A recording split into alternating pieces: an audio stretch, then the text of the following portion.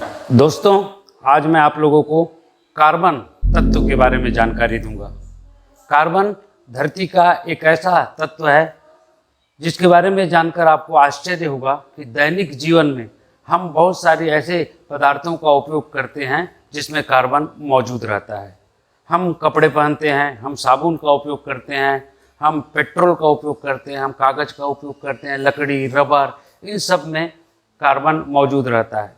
इसके अलावा प्रकृति में चाहे वो जीव हो चाहे वनस्पति हो, सभी में कार्बन एक महत्वपूर्ण तत्व के रूप में मौजूद रहता है। इसके अलावा कार्बन प्रकृति में मुक्त अवस्था में भी पाया जाता है। मुक्त अवस्था में यह हीरा, ग्रेफाइट के रूप में पाया जाता है, काजल के रूप में पाया जाता है, कोयला के रूप में पाया जाता है, जबकि संयुक्त अवस्था में ये ऑक्सीजन के साथ संयोग करके, हाइड्रोजन के साथ संयोग करके कई महत्वपूर्ण यौगिक भी बनाता है। कार्बन इस धरती का एक सबसे महत्वपूर्ण तत्व है, इसलिए मैं आज आपको कार्बन के बारे में बताना चाहूँगा। अभी जैसे मैंने आपको बताया कार्बन, तो आपको हम बताएंगे कार्बन जो है धरती पर अभी तक 114 तत्वों की खोज की जा चुकी है, उसमें कार्बन भी एक तत्व है। कार्बन प्रकृति में मुक्त अवस्था में, मैंने अभी बताया ना, विभिन्न रूपों में पाया जाता है। सबसे पहला वो हीरा के रूप में पाया जाता है, फिर ग्रेफाइट के रूप में पाया जाता है, काजल के रूप में पाया जाता है, कोयला के रूप में पाया जाता है एवं चारकोल के रूप में पाया जाता है। और इन पांचों जो रूप है, इनका हम कई महत्वपूर्ण उपयोग उद्योगों में, उपकरण बनाने के लिए और चिकित्सा क्षेत्र में भी करते हैं। इसके अलावा संयुक्त रूप से वो कई यौगिक का निर्माण करता है। अब मैं आपको सबसे पहले बताऊंगा कि कार्बन प्रकृति में मुक्त रूप से कौन कौन से अपर रूप में पाया जाता है और अपर रूप क्या होता है और अपर रूप के साथ अपर रूपता किसे कहते हैं। तो सबसे पहले आप जानिए कार्बन के वे 5 अपर रूप जो कार्बन तत्व के पाए जाते हैं। सबसे पहला है हीरा। हीरा जो है एक कठोरतम धातु रहती है और ये ऊष्मा और विद्युत की कुचालक होती है। इसका उपयोग आप आभूषण के रूप में करते हैं और पत्थरों को छेद करने के लिए, कांच को काटने के लिए, चिकित्सा विज्ञान में हम इसका उपकरण, चाकू के निर्माण में भी हम इसका करते हैं। आपकी जानकारी के लिए एक बात हम आपको बताना चाहेंगे, हीरा एक चमकता है। उसका कारण ये होता है कि हीरा को इस प्रकार तराशा जाता है कि जब कोई प्रकाश की किरण हीरे के अंदर प्रवेश करती है तो कई बार उसका परावर्तन होता है।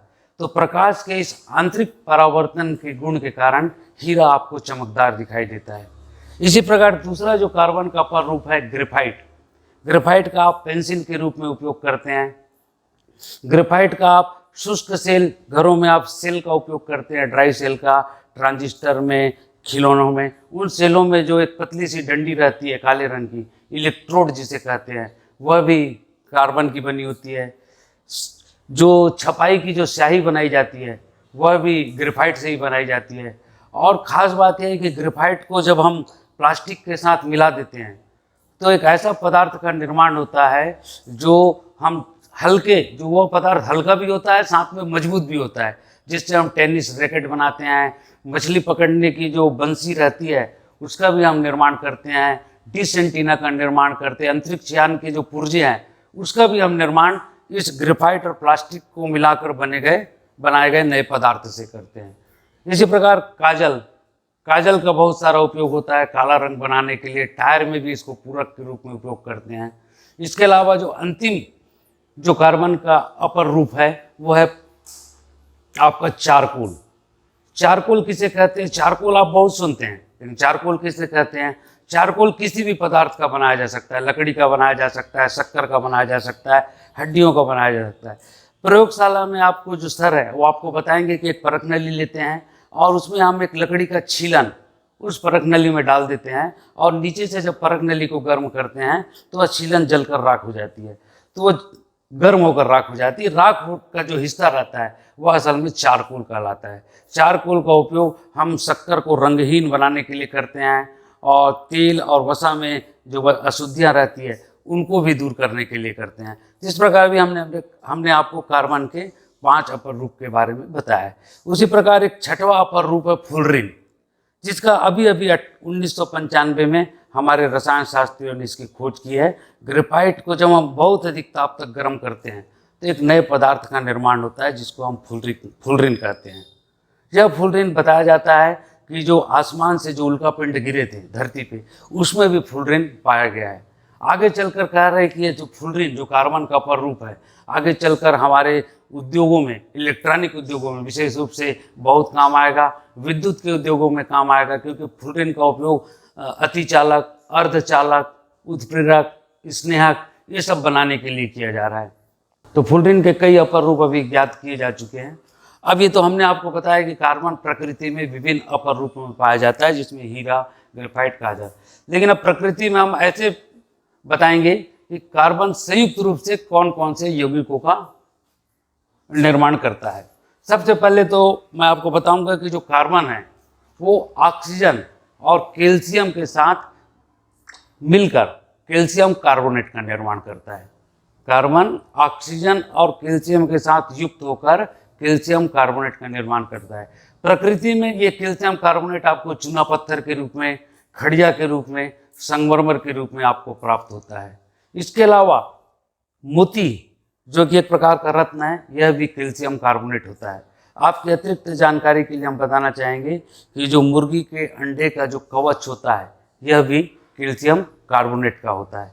इसके अलावा भोजन के रूप में जो हम प्रमुख घटक लेते हैं, कार्बोहाइड्रेट, प्रोटीन, वसा, विटामिन, ये सब भी कार्बन के यौगिक हैं। तो आप देख रहे हैं कि दैनिक जीवन में हम सभी जगह कार्बन को पा रहे हैं। इसके अलावा कार्बन हाइड्रोजन के साथ अलग अलग अनुपात में संयुक्त होकर हाइड्रोकार्बन बनाता है।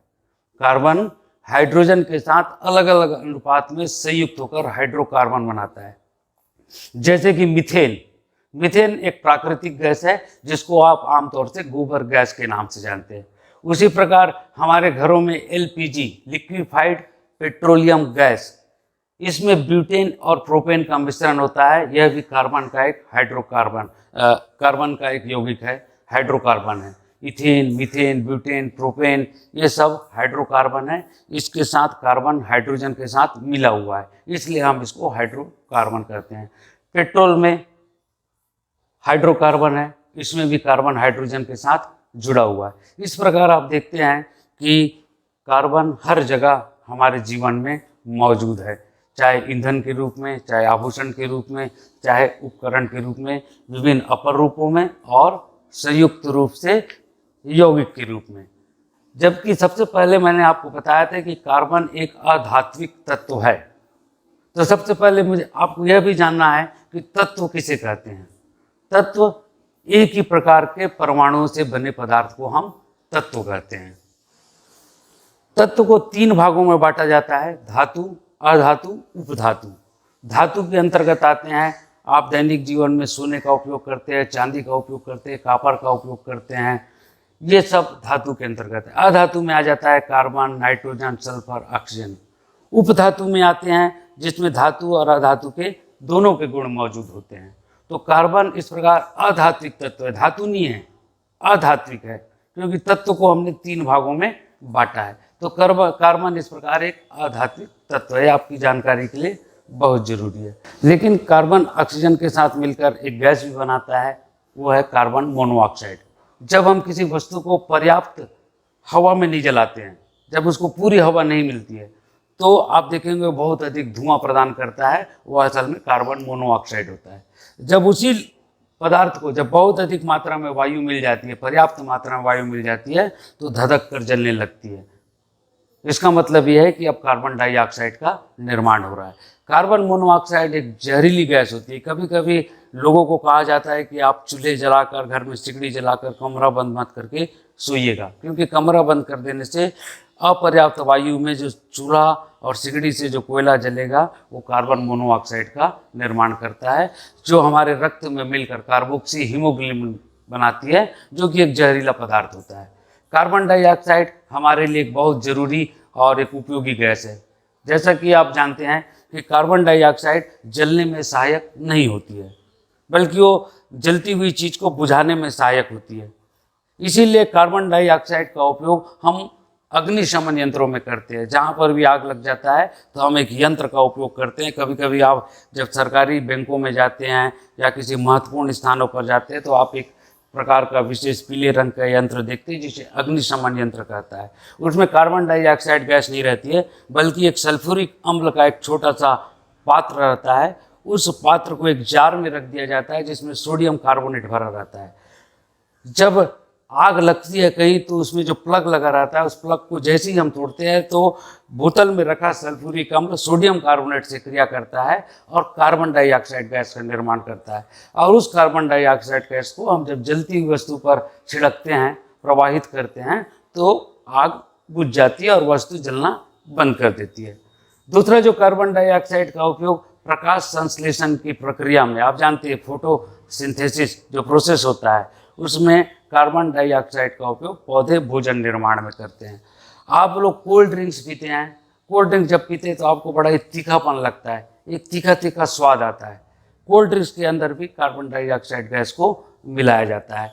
इसके अलावा मैं आपको बताना चाहूँगा कि जो हम घरों में यौगिक के रूप में कपड़ा धोने का सोडा और खाने का सोडा उपयोग करते हैं, उसके व्यावसायिक निर्माण में भी हम कार्बन डाइऑक्साइड का उपयोग करते हैं।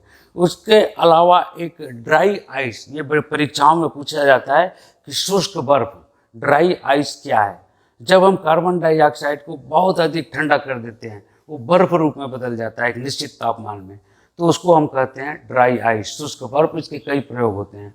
तो इस प्रकार आपने दोस्तों जाना कि कार्बन डाइऑक्साइड हमारे दैनिक जीवन में किस प्रकार उपयोग में लाई जाती है विभिन्न पदार्थों के रूप में, और किस प्रकार एक महत्वपूर्ण तत्व आने वाले समय के लिए है। उम्मीद है कि आप लोगों को कार्बन के बारे में यह जानकारी पसंद आई होगी। बहुत बहुत धन्यवाद।